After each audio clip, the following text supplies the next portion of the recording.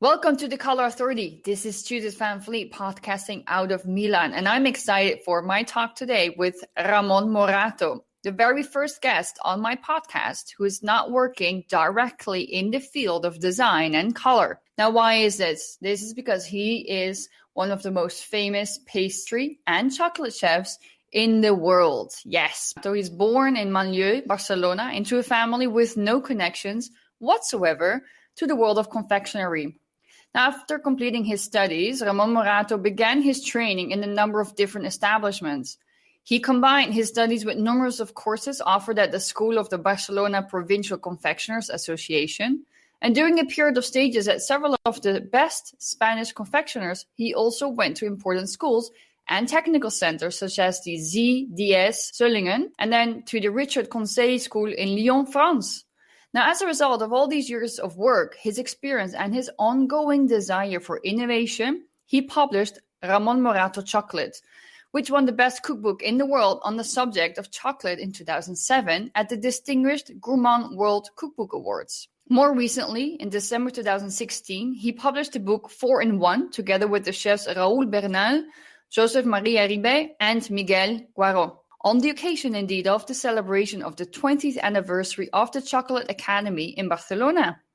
The possibility of connecting with many professionals in different fields gives him, indeed, the ample knowledge of the sector and helps him to realize his passion for teaching, researching, and creating products that are related to the world of confectionery. In recent years, this also brought him to teach courses, seminars, and conferences all around the world, as well as special endeavors such as the collaboration project with Harvard University through the Alicia Foundation. Today, he is still creative director of the Cacao Berry brand.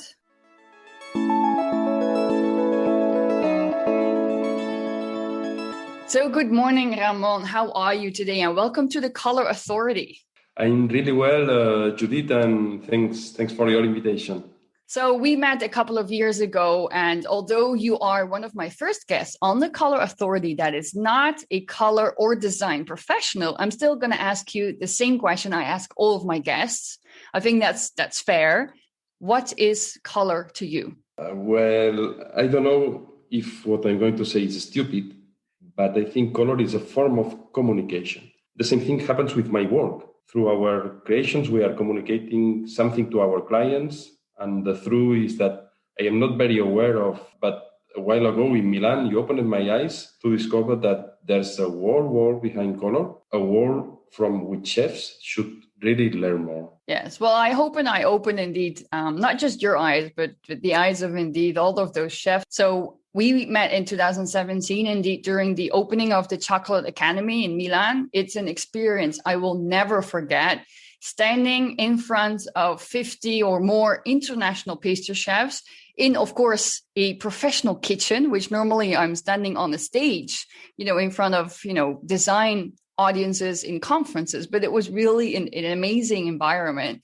And I presented in the color trends. And after that, you all went into your kitchens and you created beautiful things. And I just remember that I had a huge sugar rush because obviously I tasted everything that you guys were creating. But if you look at just generally during that day, I felt so connected with your world, even though it seems different from mine. But when you look at creativity of the chefs, in my opinion, it's directly linked as well to designers because we are deeply connected with our senses. And while I may be more connected to my visual and haptic senses, so maybe touch, you use enhanced senses that go well beyond the visual. How do you immerse your customers into this domain? Well, this is a very timely question, considering that we are living a moment of emergence of social media. And it seems that the important thing is only the visual and the likes. But chefs really work on the visual because it is the first impact, but definitely the flavor is the king. There are no excuses here. So first thing is always and should be always the taste. And along with the flavor, the smell, the textures linked to the sound when tasting, and the fact of creating a dessert or a bonbon to start with the texture, and as you taste it, more appear and things happen in that sensory journey.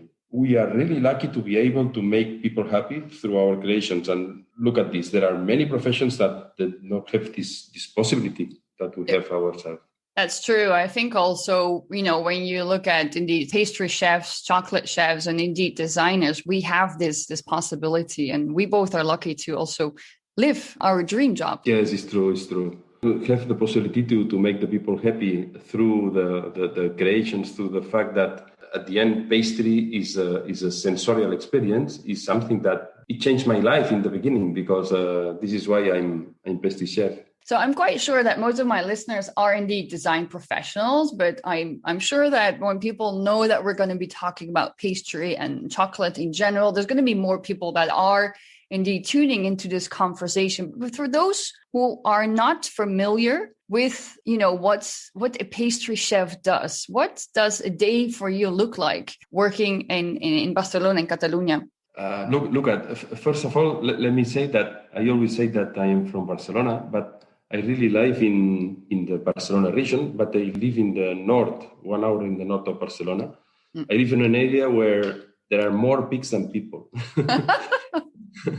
And there's a large meat industry behind, and this is where I live and grew up, and where is my work linked to a chocolate brand such as Cacao Barri, because we have the factory here. But for me, Barcelona city is like a fresh air. And every time I visit the city, I return then to Portland with no ideas. Because Barcelona, I think that like Milano, is a city with a great culture with design. And design for me is one of my first inspirations. The forms, the colors linked to design. I love beautiful things. I have no idea on design, but I love the beautiful things, and I try to do beautiful things when I transform maybe these possible ideas or visuals that turn through the design to my desserts, no? And I really like to work with designers, and our day-to-day every day is different, because we don't have really a routine job. When we start a new project, for example, we need always some days to explore, no? The exploration phase, then the product development, which is test in the kitchen, maybe because we have a new launch, or because we receive a new product and we need to make some tests with this new product to create new recipes. At the end, the important day or the last day is the day of the pictures. At the end, it's a photo shoot. So the day that we make the photo shoot to have beautiful pictures to be used in the catalogs or in the launch or things like this it's our last day. And then the people of the team start to make all the catalogs and all the things. But yeah, I can say that there's no routine in my life, and this is something beautiful. Yeah, I think routine indeed is something that kills creativity and inspiration as well. So you, just like me, just for those who don't know, I studied political science, and I ended up working in color, but you have a different journey to your job as well, to your profession, because it was all by accident, right? Yes, true. I was studying to become industrial mechanics, because in this region, apart porks, there's also a lot of industry on mechanics and to make industrial pieces for the cars. Just on weekends, I started working in a pastry shop, and I really love it. I found my way there, combining flour, sugar, butter, things, and at the end, from the oven, or it appears a product. For me, it was like when I was 16 years, it was like magic, saying, wow, look at combining things, you make a product, no? I really love it, and I started in this really small pastry shop, and then I continued my career. But yeah, it was just an accident. Yeah, it's funny how indeed you moved from industrial mechanics to something very technical, and then to something that is so full of, let's say, a different type of creativity, but also it's very detailed. The world of pastry is detailed. You need to have a very fine hand to work on your bonbons or on your dessert. So it feels like it's really two different worlds apart. Yeah, and let me say just one thing, Judith, because when I tell to my parents that I want to start in pastry and not continue the industrial mechanics studies, they tell me, no, it's not possible, Ramon. I remember a meeting in the kitchen of my house saying, no, but you are sure? Because at this time, look at today, be a cook or be a pastry chef is more sexy than 20 years ago. And the first recommendation from my parents, it was, okay, if you want to be a pastry chef, you should study, you should make a career. But at this time, there's no schools. There's not really an official school. So you cannot go to the university to study pastry. No? But fortunately, the things change. And today, the perception of our profession is better than in the past. It's completely better. I mean, you look at, and it's not just let's say the commercialization of chefs, because you have MasterChef, you have all the programs on television, of course, which obviously it helps. But pastry chefs and chocolate chefs are almost among like big influencers in this world. So I'd say a lot has changed. How do your parents now see your job? Are they happy that you changed direction? Yeah. They are really happy. They are really happy. And when I have the possibility to make things like books or appear in some TV show or things like this, they are super happy. Yeah. And at the end, they see that I find my way, and I'm really happy with this decision. So yeah, that's most important, because you need to follow your intuition and your passion. But it's nice, of course, that you have the support of friends and family. And then you decided at a certain point to specialize in chocolate. What inspired you to choose this very particular direction in pastry? Because look, I'm a lucky man. And this was also a coincidence. It was I was just participating in a pastry contest to select the best pastry chef in Spain, and I met during the contest a person who changed my life. Then I was lucky. I won the contest, and after a few days, I received a call from this man with an offer to start in a small chocolate company called Chocovic, just 1 kilometer to my house, And then I started in this company, and I still working for this company because this company was part of the group of Barricalebot. And this is why I am specialized in chocolate, because I started in this company, we created a school, and during 20 years I managed the school called Aula Chocovic, which is the chocolate academy in Spain today. Yeah, it's an amazing journey indeed. And it is beautiful that indeed your direction within your profession has all been by coincidence. So you have been flowing towards your passion. Now, Cacao Barry taps into the trends of the food industry to understand what type of foods consumers are currently preferring. How do you research your trends personally, or how do you know what to create and how this is related to what people are craving to eat today? Look at I always say that I'm a typical chef, work inside a chocolate company, and together with the marketing team. So I'm a kind of a strange animal, Judy, because normally a chef has your own pastry shop or your own restaurant, or is working for others, or working in a hotel or things like this.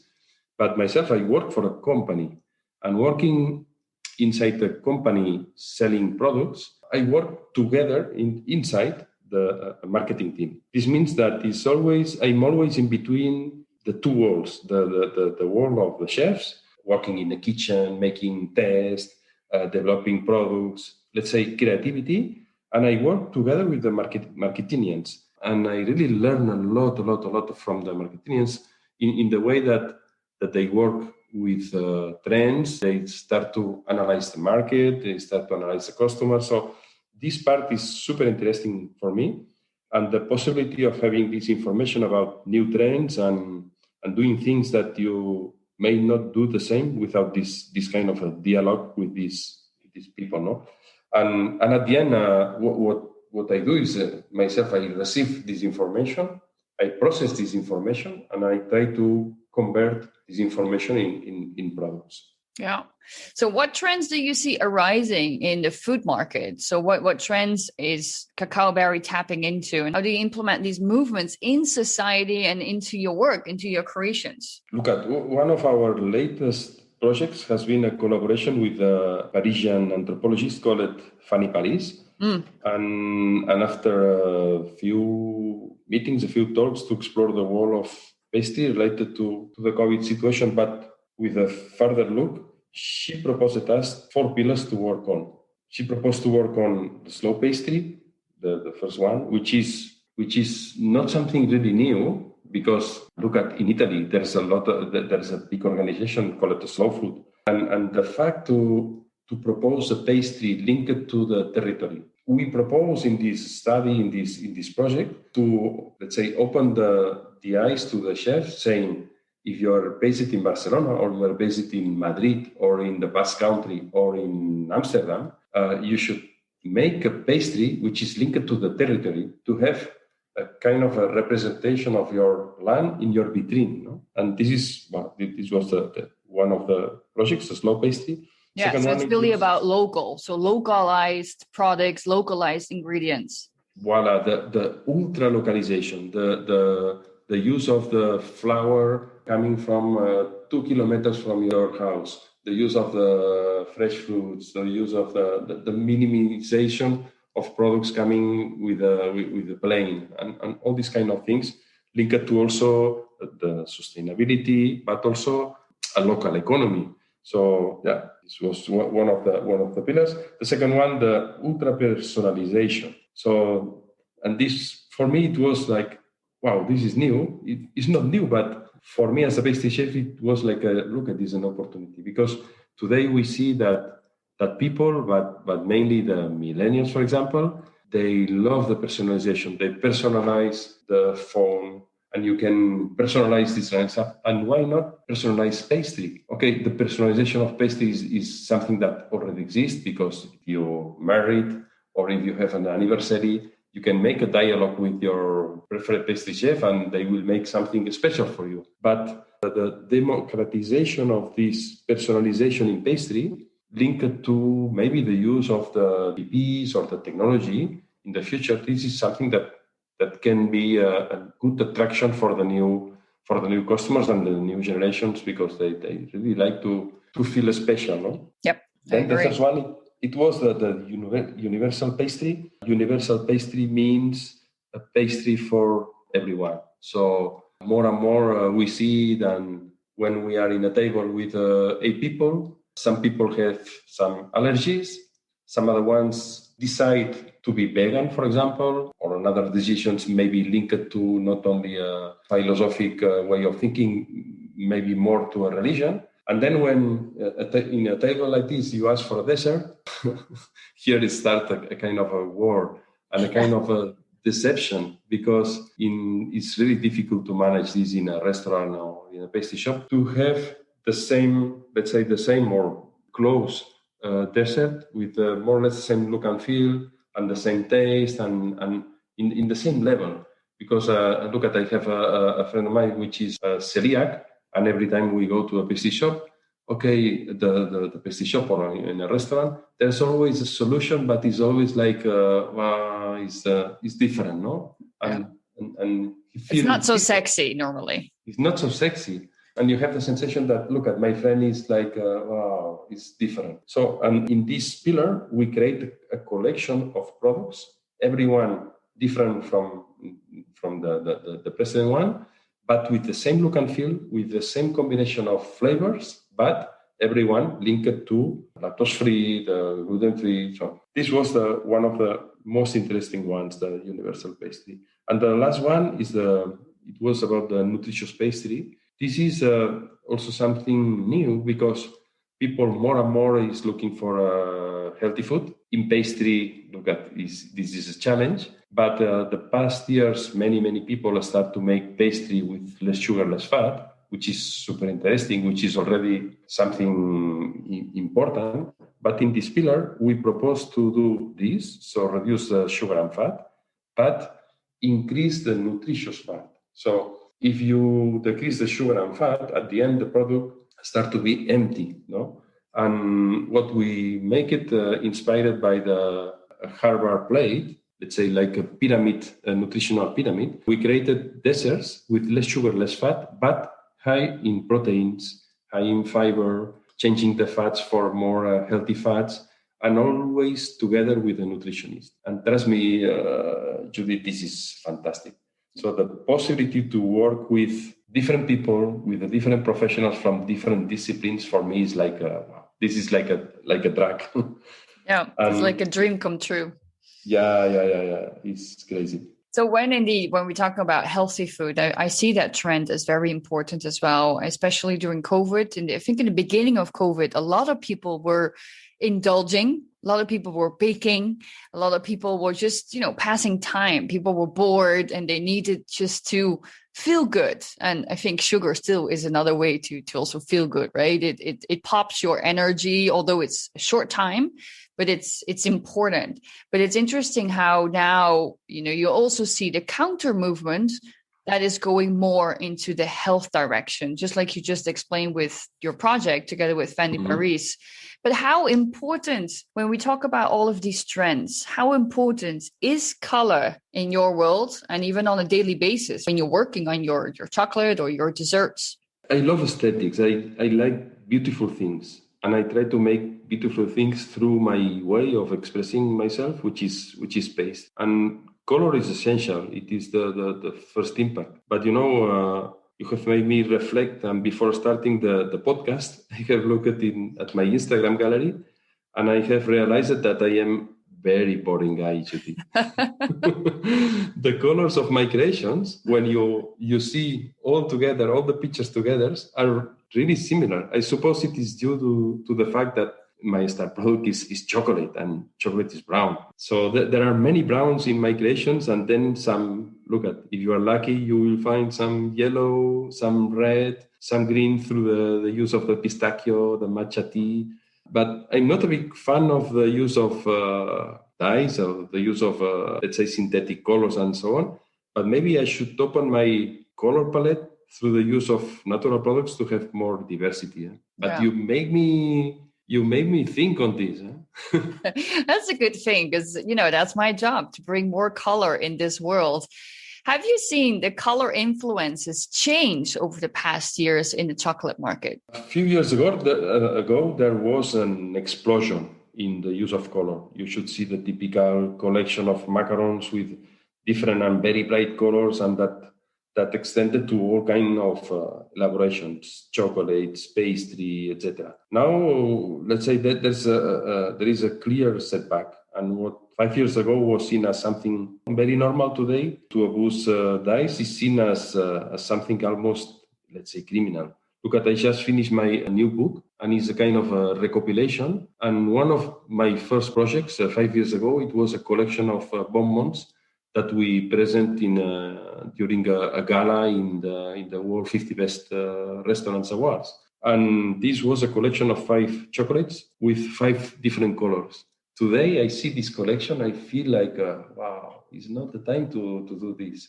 Or minimum, it's time to replace this color for another solutions, let's say more linked to the values that we have today. And it's just 5 years. So something that in the past, it's changing after, let's say, 10, 20, 25 years. Today is going super, super fast. Yeah. Change is the only constant. And although I sometimes think that society feels that we're stuck, we're not stuck. It's like constantly evolving, and color has that as well. Colors, they evolve, maybe not from one year to another year, but yes, in 5 years, there can be a lot of difference. Now, during my podcast with Cacao Barry, we talked a lot about natural ingredients, indeed, just like you were just talking about natural colorants, not using artificial dyes in pastries and chocolate. But I think that automatically means that you are using natural colorants. Am I correct? And how do you foresee this to be important also in the future? Yeah, by the way, let me say that I love the podcast. And yes, I think there is definitely a trend on the part of consumers toward naturalness in everything, also in colorings. And I really like it what you say during the podcast about the fact that the intensity of color trends it's decreasing here in Europe. I think is a good fact that should be taken into account by the professionals. More and more, I try to find a way to use natural colors coming from food. And for example, for greens, it's really easy. We have a matcha tea together with chlorella, which is an algae, is fantastic to find a solution in colors. But this is an exception. There's some green, some red, pink through the bead, for example.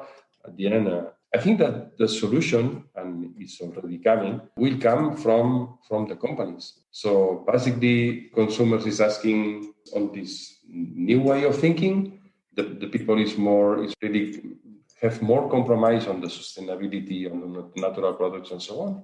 And at the end, the companies thinking on the egoist way, it's just trying to find solution to sell this product to the people. And this is a good news. And I think that this will really change the mentality of our suppliers, which is good for us as a chef. Where do you get your inspiration, or who inspires you? A bit from everywhere. The most important thing for me is to have a project. If not, I do nothing, Judy. If I have a project, I automatically activate myself. I'm very responsible. I should say this. Yes, as soon as somebody is telling me, Ramon, you should deliver this in 2 months, or you should start this project, or myself, I have a dream and I decide to start something, then I'm really activate and I start to explore, to find forms to look at. First thing for me, before thinking on the taste, and this is a bit strange, but before thinking on the combination of taste or something like this, for me, the first thing is the form. I have in my mind the form of a dessert or a bonbon or new product, then I start with all of the rest. So first, I try to be inspired seeing the ceramics, the tiles, industrial design. I love the industrial design. I follow a lot of different accounts in Instagram from industrial design. Everything is susceptible that it could be the beginning of an idea. So ceramics and tiles, that means that you are living in the perfect place, because to my knowledge, ceramics are, they're basically all, handmade, but especially in Spain, but also in Mallorca. Mallorca is one of these super inspiring places that really go into different textures, different colors, and all natural. So it's beautiful to be inspired by those. Yes. Yeah, it's true. I try to follow also a lot of websites like Behance and places like this where you see a representation of a lot of different ways of thinking. Architecture also, I really like it, architecture. So yeah. And then I like the clean forms, the cubes, these kind of forms. Also the colors on industrial design. This is something that I want to ask you. In industrial design, always no, but mainly the colors in industrial products like telephones or like objects for home, the color is more and more matte. It's not really brilliant. No, it's not shiny. It's more and more it's matte, and I like matte myself. Yeah. I don't know. It's true. It's a trend that we have been seeing for a while. So for a couple of years, we had a lot of gloss, so really lucidity, and now we see that matte it feels a little bit calmer as well. So even if you have a very bright color, if you have a matte finish, it changes the color, but also the beauty is that it changes the touch. Matte, in any type of product that you have in your home, matte feels very nice. It feels soft. And I think because we are not able to touch each other in this moment because of COVID, we are more, and we're using a lot of cell phones, computers, so a lot of cold materials, metallics. So I think that's why we are more tapping into the softer touches. So something that feels smooth, and matte gives you this touch. Wow. Look at in chocolate, when we speak about bonbons, if it's in the case of the molded bonbons, because the material of the mold to be produced, the molds, we have always a shiny texture. And shiny is like a kind of a competition to see who is able to make the more shiny bonbon. And myself, I like it, but I prefer matte. And matte is like in some cases like a defect, no? But I really like the matte. And this is very interesting what to say.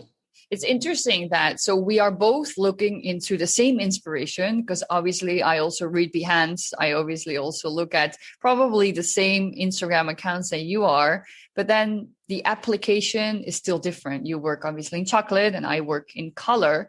In your world, matte is sort of seen as a defect, and in my world, it is an enhancement of color. It's funny how that works, right? But it's possible that matte can also now enter your world, because as we just said, change is constant. You talked in a late interview that I saw that you love science, and especially in your field. How do you combine science with the artisan part of chocolate? Look at science. Help us to understand the way of processes the ingredients, and to understand many times where the limits are, and play with it to finally have more possibilities to play and to create maybe new recipes or new techniques and things like this. In general, let me say that chefs in general love science. And in recent years, this approach to the scientific world has been one of the great things that have happened between cooking and science. Yeah. Not only in pastry, also in cooks.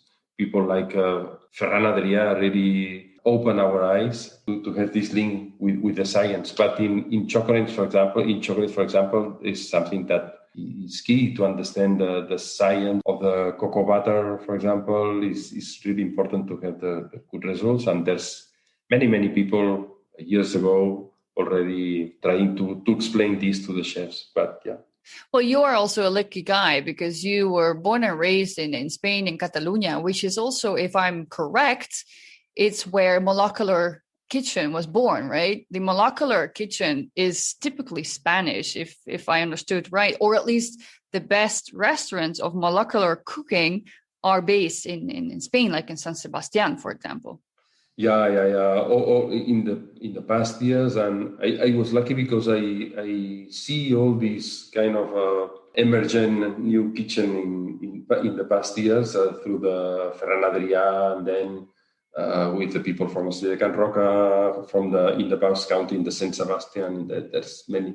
Yeah, this kind of let's say Spanish Revolution in kitchen.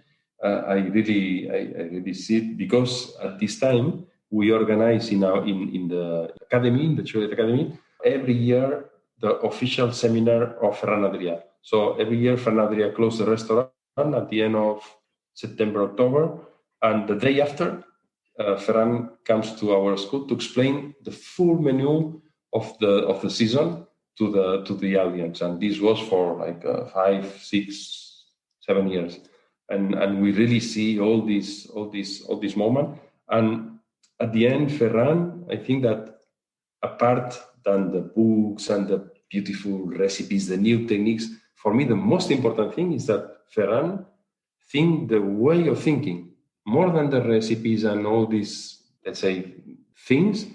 Ferran changed the mentality of people. Every year, Ferran, when I arrived to the school, they tell me, "Hello, Ramon, how are you? What you invented this year?" And for me, the first year, they say, "What I invented? Nothing." and he made me think. It's like before with the colors in your case, no? And the year after, he asked me the same. "Ramon, what do you invented this year?" And then I said, "Look, we make this. This is the new recipe." So this change of mentality to really start making new things and link it to the creativity, for me, this is the most important legacy from Ferran Adrià. A true innovator, a true person who inspires so many people. Yeah. What were the great lessons that you learned in the lockdown of the past time? The first, how important is to be in good health, and how difficult is to value and enjoy when we are well. And the second is to discover how fragile we are, how quickly things can change, and that we humans must definitely change our habits if we want to have a better planet. And this is why I think that people really see that sustainability should be the way in the future. And the third, perhaps more personal, is the fact of setting a goal, a dream that activates you every morning to open your computer and start a new project, no? Or take your car, go to your job, and with a happy face start and enjoy working in your job. No, I think that a goal is super important. Have an objective in life. In my case, I think for myself, I really need. When I don't have any objective in mind in the next, let's say in the next month or in the next year, I'm like I'm boring. Yeah. So I think that this is important also for the mental. Yeah, it's for stretching your mental health as well, to do new things every day, to do something that you've never done before. I think a lot of people have suffered because they've been bored. They have not had a goal or an objective. And I think that's a greater suffering than just being bored, actually. I'm just like you. If I don't have a goal or objective, maybe on a Sunday, it's okay not to have an objective. But generally, yes, if I don't know what I'm going to be doing or what I'm going to be doing next, no, it's a killer. I think in general, people need to be realized. And I think that in your case, it's the same like me. I'm lucky because my job is not a job. At the end, it's my hobby. And this is the first step important in life, no? Well, because it's your hobby that you turned into a job, you are obviously very keen on education and teaching people all around the world your passion. Color can be used as, of course, innovation, especially for faster moving markets, which is food. You eat it and it's gone. Next. So as a teacher, is this part of your teachings also to your students? Of course. Color is a tool that helps in the process of, let's say, seducing products towards consumers. But professionals need more information, and here we need your help, Judith. You must create something specific for chefs, because we love colors. We know some basic things about colors, but we don't know. In the same way that more and more chefs is working together with nutritionists to change our recipes, to adapt our recipes to the needs of our consumers, I think that we really need to work in colors. And so this is a message for you, Judith. You should make something. Okay, message received. Yes, I think definitely we should talk more about this. Yeah, I think indeed you're right. There's more cross-semination of markets that maybe in the beginning you think they have nothing to do with each other, but then yes, they are, and there's more collaboration, which I think is very interesting. Well, when we look at the differences in the many parts of this world, where you indeed connect with chefs, but also you teach chefs as well, with regards to trends in pastries and chocolate, but also the use of color and the importance of color in the kitchen, do you see differences in the world? Well, I believe everywhere in general there is an interest in making suggestive products in which, let's say, colors plays a main role. Perhaps in Asia, we could say that this interest is more exaggerated. They love colors. Another thing is the change of mentality towards the use of colorants. So one thing is colors, then another thing is the color as ingredient and the use of colorants that comes from ingredients or natural colorants. In this case, in Europe, we can say that there has been a very important change in eliminating, reducing, or replacing some colorants with others, and it is something that we don't see in other places. Yeah, that's the same as with colors and pigments. When you do for colors for example, industrial products, which we just talked about, Europe is the first one that indeed has a blacklist for colorants. So it's interesting that that's the same also in the food industry. Where is the market of chocolate going in the next year? And how is this related to possibly certain aesthetic choices, so better color choices as well? There is a trend towards naturalness, transparency, sustainability again. So the launch of World Food Chocolate is a proof of this. It is a chocolate that we created in cacao barri, in which all the ingredients come from the cocoa fruit. So sugar, which is normally a product that comes from sugarcane or beet, has been replaced here by the sugar contained in the fresh cocoa pulp from the fresh cocoa fruit.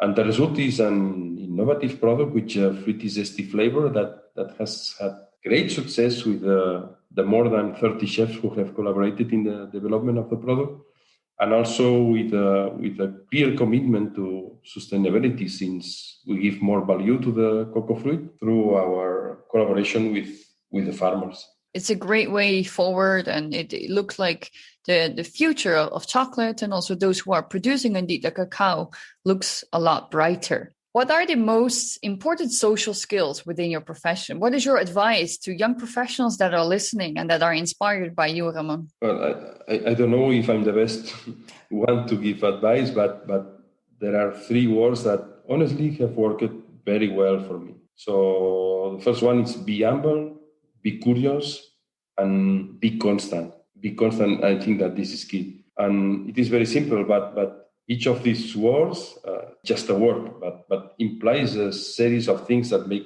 them more important than they seem.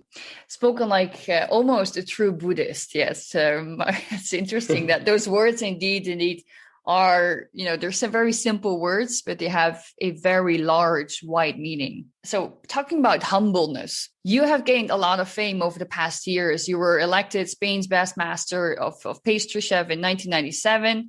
You wrote a book. You are a creative director of an international team of chefs. What's next for you, Ramon? And how do you keep on going and still find passion in your job? As I said before, it's very simple. I love my job. Like I think like you, Judith. Just a week ago, I just presented a new book, and it was one of the happiest days in the recent years. People congratulate you, it gives you energy. It is it's a magic sensation. But if I tell you the truth, for me now, it was last week, Yeah. Just 7 days. But for me, it's past. I think it's time to think on the new challenges. No, if I had more time, I would be starting with the next one. My dream now is to start a new book. And I just finished one 7 years ago. But it's something that I really like. It make me happy. It's something magic, because make a book is a kind of is a way to learn more. Because at the end you need a phase to explore the theme or something, and then is a time to make the recipes, to create the products, and at the end you have the product itself, So I guess I'm a kind of weirdo. No, I think everybody is like that. You get the rush, the adrenaline rush of a new book, or a new, like in my case, a new client or a new podcast or a new project. And then after the rush is gone, then you're like, okay, that's done. What's next? What's the name of your book? The last one is Files, because it's a recopilation book of the most interesting projects from the last 5 years, together with an important new part of with the new recipes that I created during the pandemic. So yeah, and also the book is presented like in files. So it's like 15 different files put it together in the format of book. Sounds very interesting and sounds like a very creative project. I love talking to you. I'm actually a little bit hungry right now.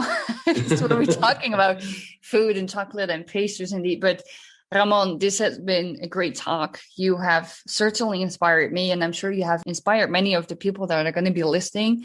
And I want to thank you for being part of the Color Authority podcast. Thanks to you, Judith. It's my pleasure, and I hope we can meet each other and maybe do something together in the future. So yeah, super happy. I love that. Thank you. Thanks. So this was Judith Van Vliet from the Color Authority. Thank you for listening again to yet another episode. If you haven't done so, please go to Apple Podcasts, subscribe, review, and send us feedback on this episode. And I hope that you will be listening to the next episode coming out very, very soon. Thank you, and have an amazing, colorful day.